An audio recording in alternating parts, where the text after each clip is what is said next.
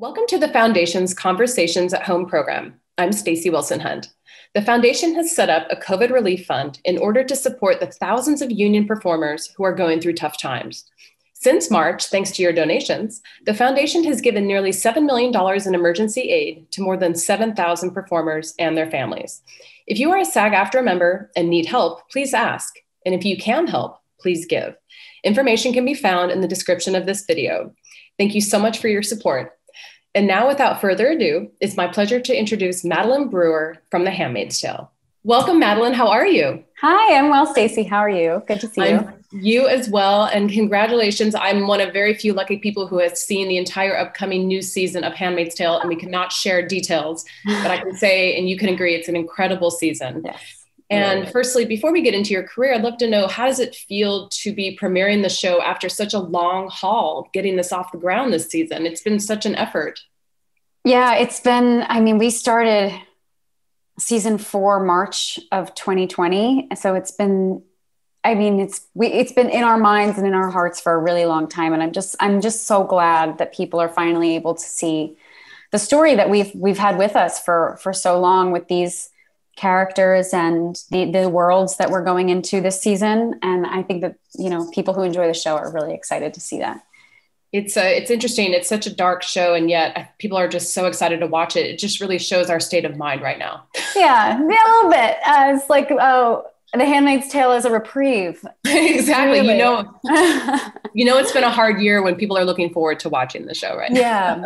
Yeah. So I'd love to talk a little bit about your background growing up in New Jersey. Mm-hmm. And I was wondering, what were your earliest influences in terms of acting and performing? Were your parents performers, or were your friends artists? How did that work for you?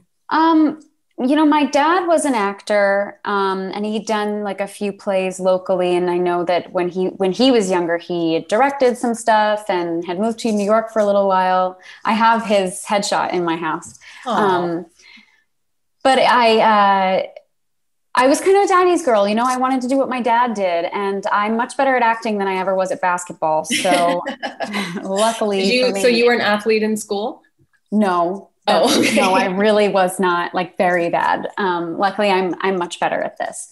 So my dad was an actor, and I always I wanted to try it. I loved putting on shows and performing, and I loved singing. And when I was 7, I did my first play. I was in A Christmas Carol, and I played Martha Cratchit. And I had on my little English accent. And it was a very special moment. Were you a theatrical kid? Or I speak to a lot of actors who aren't necessarily, sort of like you walk into a room wanting attention. Some people are actually kind of quiet, and then they find their presence and find their voice on stage. Was that your experience? Yeah. And as a performer, I was still very self-conscious and shy. I've looked at I have tapes of a musical I did when I was 12 or 13. And I'm like, Maddie, just dead behind the eyes. I'm singing the song, but I got nothing going on. But I was very self-conscious as a performer for a long time. As much as I loved it, I always loved it so much. And, but I was much more just stand there and sing. And I think a lot of people are like that early on. Before you have training, it's a little scary. Right? Yeah, to combine the two, to marry the singing and the acting. And acting to me was always just play. It was just play and fun. And then when it was I have to get on a stage and do it, I was like, oh, well, as long as I say my lines right, I'm good. But so I wasn't a very I meet a lot of child actors now that I'm like, you were so charismatic. You seem so, yourself so well at 8 years old. I'm like, how the heck? It's incredible. I've found myself in that now. I feel like I am who I am at home, and then I put on my character. And most of the time they're a lot more charismatic and lively and less socially awkward than me. But yeah, it's a nice thing to be able to put them on and live in that for a minute, live in that confidence and that charisma. That makes sense. I read something about you where you said that you had seen Legally Blonde and thought about being a lawyer because you were inspired by Atwood. Right? I did. I was obsessed with Legally Blonde. I still am. I can still quote it upside down and backwards. But something about her, I mean, like watching Reese Witherspoon, it's so interesting that to me that like, my thought wasn't, I want to be an actor. My thought was, I want to be a lawyer. I want to be like Elle Woods. But isn't that amazing how that movie traveled and has held up now 20 years later? And think about how many young girls did see that and want to be a lawyer. Yeah. It was like, Elle Woods does it. I can do that. It turns out it's a lot of school. It is a lot of school. And that part I was not so. You don't just get to walk around with Bruiser in your purse, right? Right. Right. That part was a little more difficult. So obviously you did not choose to be a lawyer and you went to New York City for school. Mm-hmm. And tell me, how did you approach learning how to act? Did you major in acting in college? I went to school for musical theater. So I was a musical theater kid my whole life. I spent every summer doing Pittman Recreational Theater, which was like a stone's throw from my house. So, I mean, every summer of my life, I did that. What was your and it was amazing. What was your favorite musical that you did? My favorite musical that we did was probably, we did Into the Woods one year, which was really fun. And I did Into the Woods Junior and I played the witch and it was really awesome. We also did Kiss Me Kate, which was so fun. And I played Catherine. But I went to school for musical theater. So I went to the American Musical and Dramatic Academy, the conservatory in New York. And, you know, something that you do as a musical theater performer, you know, you kind of rank yourself. You're like, I am a singer who acts and dances. Right.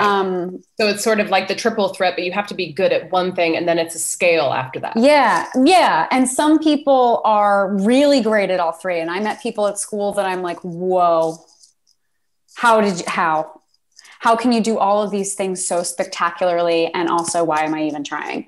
But, you know, I brought my own little thing to it. But so I approached that as just, I'm a musical theater kid. I love musical theater. I want to go to open calls at 4 a.m. in my little dress and my high heels and my curled hair.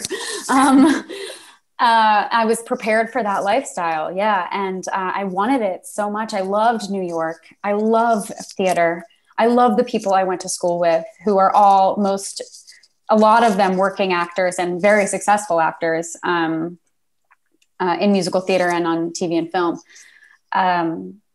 So it was a great foundation, but I didn't come to school as an actor. I came to school I'm a singer, right? Who can act and dance. So that's interesting. So did you have to unlearn anything when you really threw yourself into acting that you had learned growing up and doing musical theater that you realized, oh, this actually isn't really going to help me as an actor? Did you have to sort of learn how to mingle the two skill sets? It's interesting because they say how different it is. And I think I've become a better musical theater performer through working in TV and film. I think I also just grew up a little bit. So I started understanding, you know, the feeling and the emotion behind an action, you know, behind an objective. Like, wait, when you're taught in school, you know, I went when I was 18 and you're taught, okay, you need an objective in this scene and you need to play the action to get your objective. Is your objective achievable? You know, it's all like acting class stuff. And I have my book of actions that I still have like right over here somewhere. And, but I never understood what are the emotions underneath that? Because it's a lot of acting school and a lot of acting teaching is like, I don't need to know your emotions. You don't have to feel it. You have to play it. Well, also interestingly for musicals, you have these musical cues to tell the audience how to feel and to sort of cue how the performer is feeling. But with regular acting without music, you don't have that crutch in a sense. Right. Right. And you know, they say with musical theater, you know, you start singing because words are no longer enough, which I always thought was such a beautiful thing. But I had such difficulty with because I felt like, but I feel things incredibly powerfully and I don't just break out into song. And I think a lot of it for me was finding myself as an actor was just growing up, honestly, and really understanding my emotions. The first job that I did as like a paid television actor was Trisha Miller on Orange is the New Black. Yeah, I was just going to ask about that. And before you talk about Trisha, I do want to ask, how did you get that part? Because I know a lot of young actors the first question is not so much, can I do it? Is who's going to help me even get to the room? So maybe take us through when you wrapped school, and then how did you actually get the chance to audition for that incredible show, which of course now has spawned dozens of amazing careers. Yeah. Including my friend Samira, who now on the show. I was going to say you're a double co-star. Yeah. But so I was in school for 15 months and I graduated in May of 2012. And then while you're in your fourth semester at AMDA, you're allowed to go out and audition for things. And they have something that was really valuable. And one of the reasons I chose the school was they have something called panel night, where you do like a 1-minute monologue, maybe a 16 or 32 bar cut of a song. And then they have a dance call. Okay. And they invite agents, managers, and casting directors to just come in and see, this is our crop of talent that's coming out in the next couple weeks. And so I, through that, was in touch with an agency, a boutique agency in New York called Judy Bowles Incorporated, and one of their agents there, Ann Kelly. And so I left and I did a musical with one of my teachers at AMDA, was doing a musical in Connecticut. And I did that for a while. And then I came back to New York and I was kind of like, what am I going to do? I have this agent. I just want to go to my open calls. I want to get a national tour. And she was like, but you should be auditioning for TV and film, because honestly, sometimes that's what pays the bills so that you can do the theater that you want to do. Right.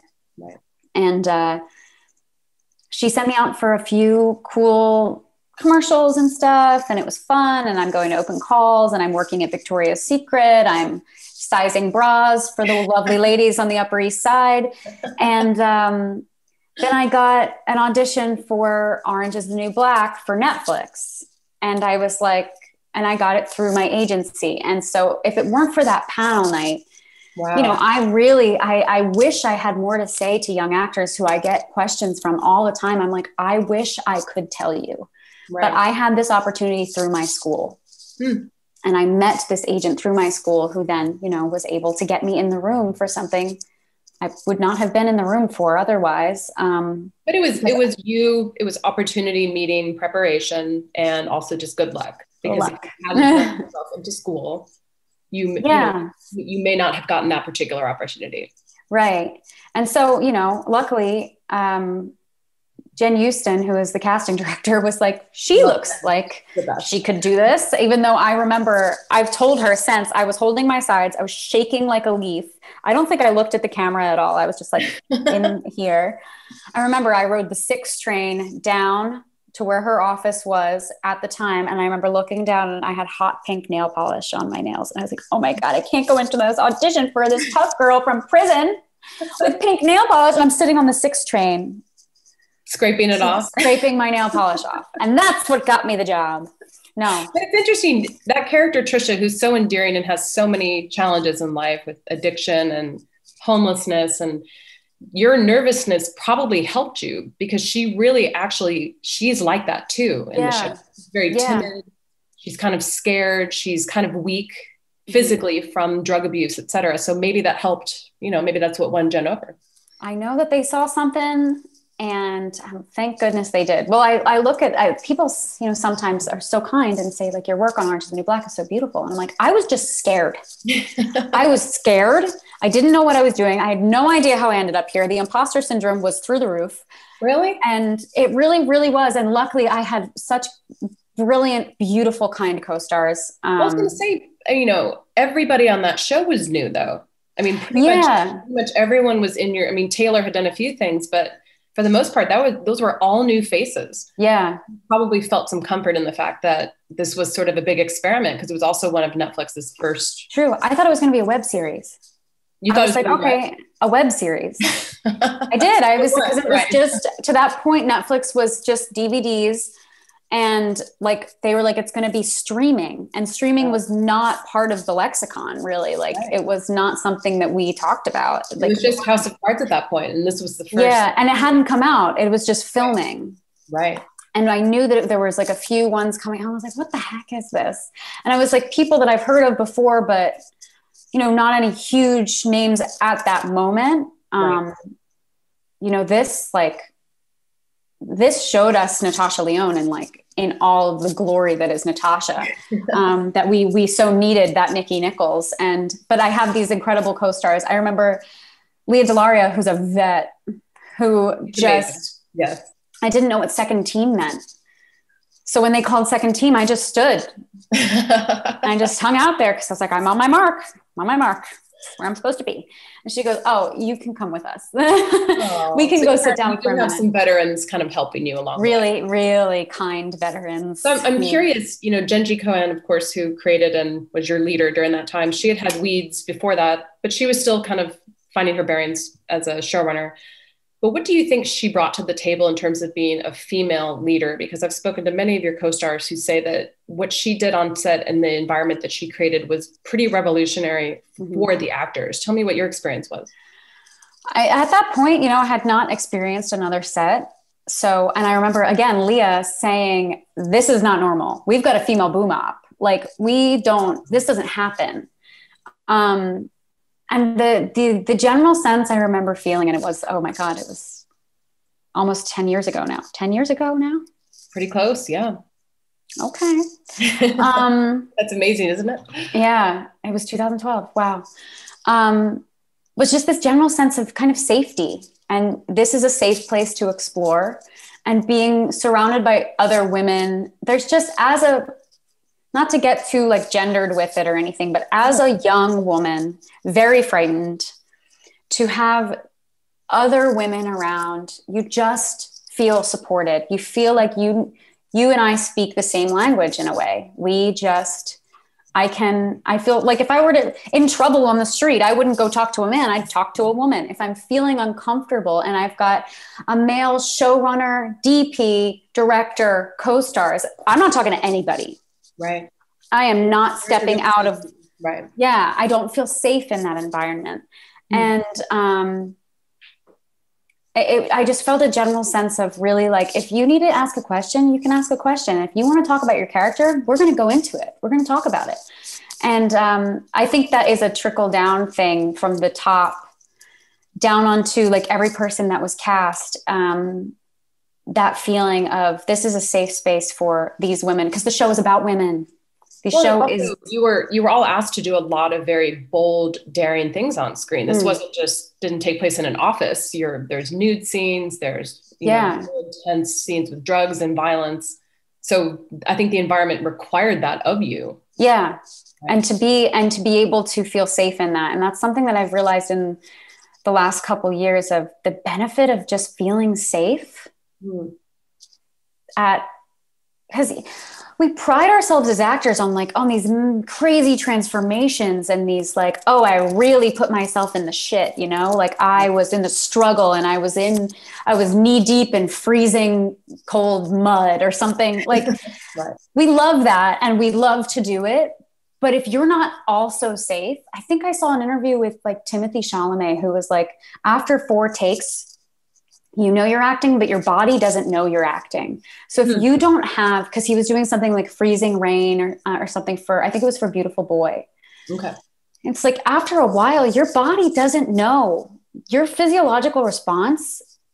Like your body does not know that this is acting and the rain will stop and you can go sit down in a safe. And if that environment is not safe, if there's not cultivated space of people who are really here to protect you, it can be dangerous for you. I can see that. And then you sort of go into a survival, fight or flight. Yeah. The heart starts racing and, you know, your mouth gets dry. I've had it. I've had that scenario where you feel unsafe on set because you're put in an unsafe situation and then there's no one around that you really feel protected by. And so that's forever, ever, ever grateful to Genji for creating that environment for all of these women who then their careers just. And setting a standard for you, right? Yeah, that's true. Cause I don't take much shit now. Sorry. I don't know if I want to say the S word. You can say whatever you want. Well, I rewatched a couple of the episodes and I had forgotten that in the flashback scene, your friend Rachel Brosnahan played. I know. And just imagine the two of you 10 years ago playing street kids and now to see what each of you has accomplished, that must feel very special. Yes. And I think she had just come off of doing she was a guest star on House of Cards. And she was like, unfortunately, she met a very bad fate on that show. Yes. But she was hired to be like a 1-episode guest star, to be like sitting in a car. That's it. Just an actor trying to make a buck. Like, all right, I'll sit in this car for 12 straight hours and then maybe you'll never call me again. And then had this gorgeous arc that I think earned her an Emmy nomination. And I mean, she's outstanding. And Rachel's just one of the kindest people you will ever meet. Yeah. So every time I see her, I think the last time I saw her was maybe the SAG Awards a couple of years ago. And we're always like, oh my God, look at us. Look at what we're doing. See, and those are the stories that I think keep people going. Yeah. You know, that it really wasn't that long of a time between training Orange and then obviously to the show we're here to talk about, Handmaids. Yeah. I'd like to talk about the transition from Orange, and what did you want to do in that time? Did you feel like you had more exposure? Did you feel like maybe you were typecast as sort of like the prison actress? How much of that did you have to fight after Orange? You know, it's interesting that when I went to school for musical theater, this is how I would go to auditions. I was like fairy princess. Like I wanted to be Glinda in Wicked. Right. You're not like tough prison, biatch. No. So when they sent me that audition, I was like, who on earth do they think I am? But luckily, yeah. But so after people saw that and kind of saw the transformation of, between me and Trisha, because I don't, Trisha and I are very different, but aesthetically, we look very different. But I think that after that, it's a weird position to be in, because you have this big thing and you've done this, you have this work that people can, so readily access on Netflix, which is great. And then, I had a lull. Like, I think after that, maybe a year later, I did Hemlock Grove, which was fun. But there was a lot of time. I mean, there was a lot of time because I didn't want to be typecast, which I got every single audition for rail thin, drug addicted prostitute. Oh boy. Like, well, no, thank you, but no. Did you feel like you had to sort of cut that off at the pass before it became too entrenched in things of you? Okay. Yeah, because it's something I've done before. I don't want to do it again. And I also don't want to be the actress because then it feels like the way I was able to portray the writing that was Trisha's storyline with drug abuse and abuse at home and home houselessness and was so gently done on the show and so beautifully done. And I have had many people in my life experience overdose and drug abuse. And I just didn't want to do it again because it felt it started verging on exploitative to me. I can see that. Yeah. So it was like, I think I'm going to stay away from that. I also, I'm 21 and I'm pretty. Let me go play. Right. I don't know. But fortunately and unfortunately, that's just not the nature of who I am. I'm like, let me sink my teeth in. Let me do something insane. Right. Well, that's interesting. You talk about how a woman's looks, if she is conventionally attractive or however we describe that, how that can sabotage the types of roles that she's able to pursue. Yeah. And female actors struggle with that when they're pegged as pretty or the romantic interest. It's very hard for them to step back from that and do something gritty. And even the grass is always greener, because I would love to be in a romantic comedy. I would love to play the romantic lead, just something nice and easy. Just, oh my God, little old me. Like, what a treat that would be but people don't look at me that way. They do not see, and I'm grateful because I've had such wonderful work to do that I can really sink my teeth into and really transform. But I know the grass is always greener. I know actresses who are like, God, you get to do such cool stuff. Right. I'm like, well, look at you. Let us not forget to talk about Janine. Yeah. And the incredible work you've done now, 4 seasons. How familiar were you with Margaret Atwood's novel? Had you read Handmaids, and were you came into this cold? Yes, I love telling this story because my mom loves to take credit for this, but moms always do, by the way. They do, even though she just still does. But I'm an actor, so I have auditions, like, especially during that time, I was having like 3 or 4 auditions a week and, going in the room, et cetera. I'm talking to my mom on the phone. I've got to do some laundry. I've got to go to the gym. I got an audition for the show called The Handmaid's Tale. And then I'm going to go, wait, what? The what? You're going to get it. You're going to get it. You're going to get it. Your mom's a journalist, is that right? You told me a few weeks ago. My mom she worked for a newspaper for many years. And now she works for the government of New Jersey. She's the ombudsman for the institutionalized elderly, my mother. Oh. I'm very proud of her. But she called it because it was my grandmother's favorite book. It was one of her favorite books, my mom. And I just somehow had not picked it up. I don't know how.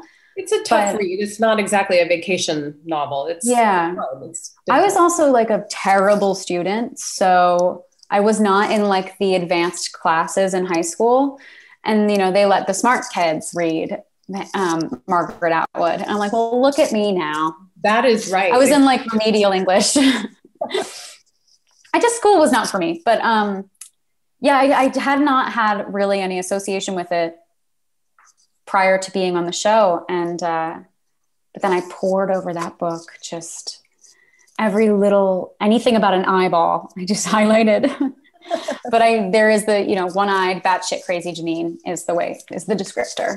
Right. Well, I do think that minimizes Janine, as we do see as the show goes on. And as you and I spoke about a few weeks ago about how people have possibly misjudged her and underestimated her. And we can't spoil anything for this season, but tell me a little bit about where we find her this season, how she's evolved, and without spoiling, what can people look forward to seeing her do that maybe we haven't seen her do up until this point? Well, Janine, when we find her at the top of this season, they're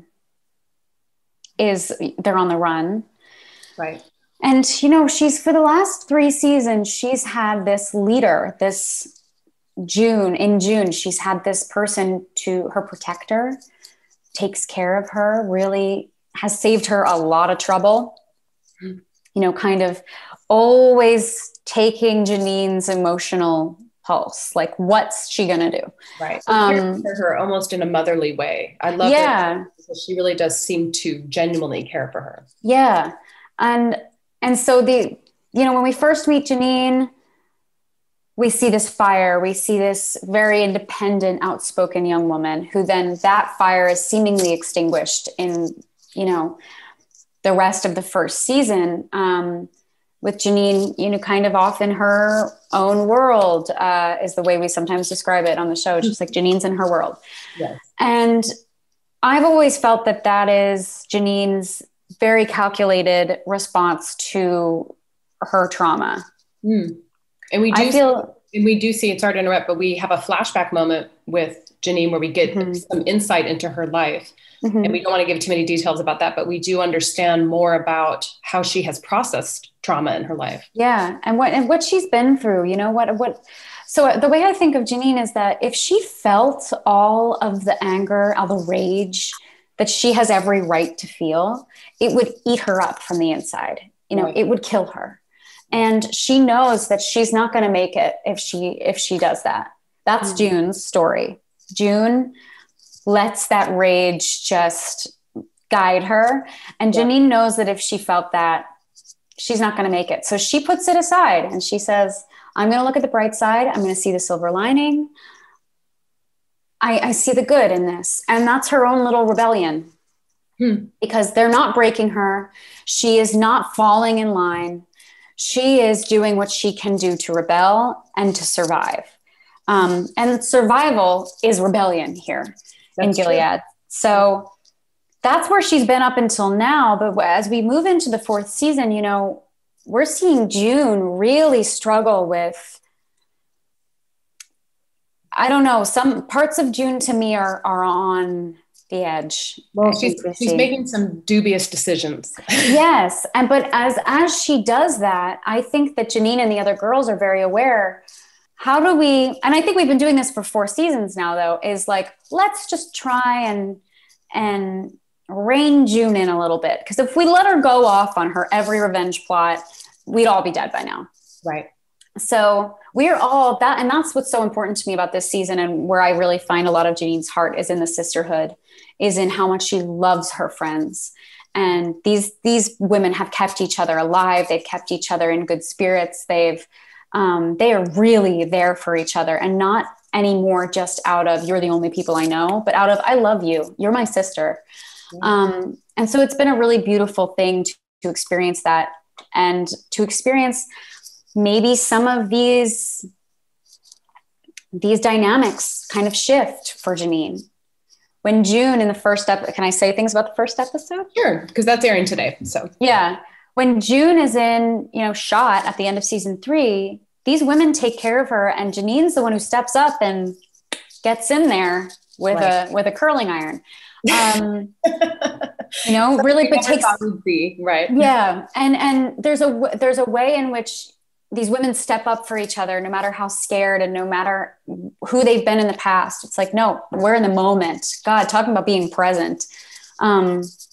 They have to be here in this moment for each other. And I think that makes Janine grow. I think that we start seeing her, after everything she's been through, she can't be that girl at the Red Center. No, that's right. And it's no longer who she is. That is very true. And yet the constant with her, as we've seen, is this symbol of her trauma, the eye patch. And I wanted to know, how difficult is it, first of all, as an actor, to manage that piece of fabric over your eye? And has it taken a toll at all on your vision? Because I think I spoke with you a few weeks ago about this. I'm worried about your eyes. I sure that your health is being preserved, but also how does that inform your performance? Because it must be a wonderful tool. Oh, it for sure is. It's a wonderful tool I'm so grateful to have. I absolutely cannot stand it. For the first 2.5 seasons, I wore a prosthetic, and it was almost like the novelty of it, like the weird kind of thing of it, as a tool, was great in the first season. That's where we see her sort of looks like a droopy piece of skin hanging down. Yeah, just like it's as though they've like punctured her eye and like drained it, is the idea. Right. So then like her eye is just closed. And it would be frustrating because I know that this is an insane comparison to make, because I'm obviously not being buried alive, but it feels like you're being buried a little bit. Like sort of suffocating. So, suffocating, because I open my eye under there. I can open my eye. And it just feels, I can't even describe it. It's just like, wow. Why can't I open my eye? And I know in my brain why I can't open my eye and why I can't see out of it. How does it take you to adjust to having that? You kind of don't. So it's your depth perception starts getting really off. And like, when you've had it on all day, it's really, I would just kind of go inside myself, just because I just feel, also not to mention the fact that like you want to joke around with people and you know that people are staring at you, and probably giving you a big, not that you didn't have it before, but a big dose of empathy for people who go through the world. Yeah. Unconventional faces, wearing something on the outside that anyone else can see. And that's a big part of Janine, especially. We hear about it a little bit in the first season, but it comes up in this season as well, of like, I'm not pretty anymore. And it's like, I mean, first of all, pretty privilege is a thing, and that Janine, of course, had. But just that sense of like, I'm no longer desirable because I don't look the way everybody else looks. And so it's something that I've been fighting with her for so long, because my heart says, Janine, you're beautiful. But that's how Janine feels. But anyway, we do see her sort of reclaiming her sexuality later in the season too. And again, we can't spoil too much, but we do see her interacting with men in a way that kind of tells us like, oh, she has confidence. Yeah. And I think that'll be interesting to explore moving forward as we see her take this next step in her life. Yeah. And by the time we see her with the eye patch that she gets in season 3, and it's almost like they had to beat the crap out of her, because at that point she's been so damaged, like the eye has gone through so much trauma, that Aunt Lydia so kindly gives her an eye patch. Yes, that was so nice of her, wasn't it? Yeah, it was. Finally doing something nice for me, Aunt Lydia. But actually it is, I'm legally blind in this eye, technically. Oh, you are? Oh, wow. Yeah. So if the scripture had been, if my left eye offends thee, pluck it out, we would have a problem. But luckily it's the right. Some things are meant to be, I guess. Yeah. But so it is very disorienting. And my ophthalmologist has told me I should no longer be wearing the prosthetic. Okay. Which of course my lovely people respect. And they're like, well, your health is important, so let's just throw an eye patch on there. We're good. But it is really nice. One of my co-stars, Bahia Watson, who plays Brianna, has told me after the 3rd season, when I got my eye patch, she was like, Maddie, I feel like I'm meeting you for the first time. Oh. Known her for 3 years. Wow. It's because I would get so anxious inside my eye patch. It was just, yeah, it was tough. I couldn't read. I couldn't look at my phone. I was just, ugh. Well, we're much better now. Good. Suffice to say, there's so much work that goes on that we never know about. And what you've just described, I'm sure, is just a sliver of the time that you've put into this role. And before we wrap, I wanted to ask, how do you think this show has made you feel differently about your art? And what kind of confidence has it given you to pursue bigger and maybe even more challenging things after this? Yeah. I mean, when I got the job, when I booked The Handmaid's Tale, I was just so grateful to have a job. I was so grateful. Oh my gosh, I'm a series regular. Like, job security. Like, what a treat. What a concept. Right. Not hopping from episode to episode here, just wow. And then as we went along shooting the first season, the 2016 election happened. And so every part of being on this show gained a more powerful importance, I guess. Okay, we are making a very specific kind of show at a very specific time in our country. It made it that much more important and almost that much more daunting to put it out in the world. And so it's taught me that, the kind of jobs I seek now are really, I want to say something. It's so nice to have a job, and I'm so lucky to be at this point now where I can say, maybe I don't want to do that job because it's not aligned with what I have to say. There's a requirement of depth and bigger meaning outside of the work. Yeah. And it's just, don't get me wrong, I want to play something fun and silly, and because work is fun. And I want to work with people I like, but when it really comes down to it, what enriches me and my soul is doing work that has a much more important meaning than just entertainment. And I've been very lucky to do a lot of jobs like that since that happened. But also I'm working with some of the best people out there in their craft. I've always said about The Handmaid's Tale, it is the best of the best, firing at all cylinders. And so especially this season, working with Lizzie Moss as a director. She's amazing. Yeah. I got to step it up. Because, Lizzie gives you a note and you're like, I should have thought of that. Because you're an actor and I'm an actor. And more coming from her because she is an actor too. It really does. And some of my favorite scenes this season are scenes that Lizzie directed.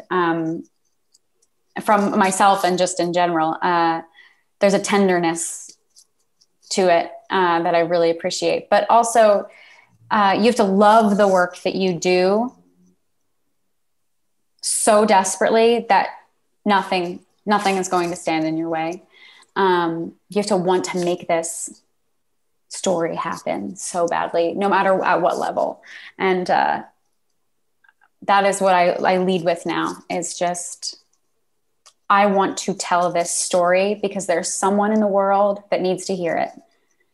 And I am confined to telling the stories of a white cis woman. which is fine because there are other white cis women out there who need to hear their stories and see their stories told. And, but everybody needs to be telling their stories. Everybody. That is very true. And what a lovely way to end this conversation. I wish we had more time because I even had questions about hustlers, but there's just too much. It was a great time. Jennifer Lopez is a dear, and she had to tell me to stand on my mark because I'm not a professional, apparently. Well, you may not think you're professional, but you've made good choices to work with great people. Great people. And luck too. Congratulations. You've done incredible work in this season. I wish we could talk about it, but we don't want to spoil it, but it is really a ride and I can't wait for people to see it. And best of luck to you and can't wait to see what you do next. Thank you so much, Stacey. Thank you. Thank you.